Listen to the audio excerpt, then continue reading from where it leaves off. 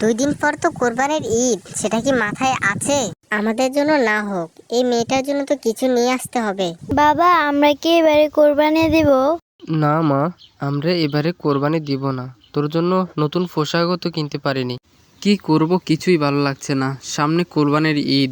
না না, বাড়ির জন্য কিছুই নিতেই হবে। আচ্ছা, এবারে মোরগ দিয়ে তো কোরবানি দেওয়া যায়। হ্যাঁ হ্যাঁ, কিরে এবার কি কোরবানি দিবি? তোর দাওয়াত রইল আমাদের বাড়ি। আচ্ছা ঠিক আছে। ভাই, মোরগ কত করে? 180 টাকা। দাম তো একটু বেশি মনে হচ্ছে। আচ্ছা যাই হোক, আমাকে একটা দিয়ে দেন। এটা কি মুরগি নিয়ে আসলে? এটা দিয়ে কি হবে? কাউকে জানাবে না। এবারের কোরবানি আমরা এই মুরগিটাই দিয়ে দিব। এটাকে ঘরের ভিতরে নিয়ে রেখে আসো। এই দেখ, এটা আমাদের কোরবানির গরু। কত বড়। আমাদের এবার কোরবান দেবে না?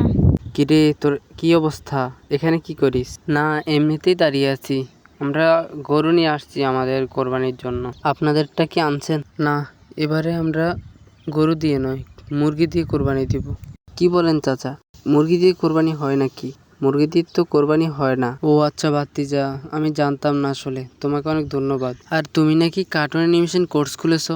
হ্যাঁ কাকা, খুলেছি তো। হ্যালো গাইজ, যারা কার্টুন অ্যানিমেশন শিখতে চাও তারা স্ক্রিনে দেওয়া নম্বরে যোগাযোগ করো।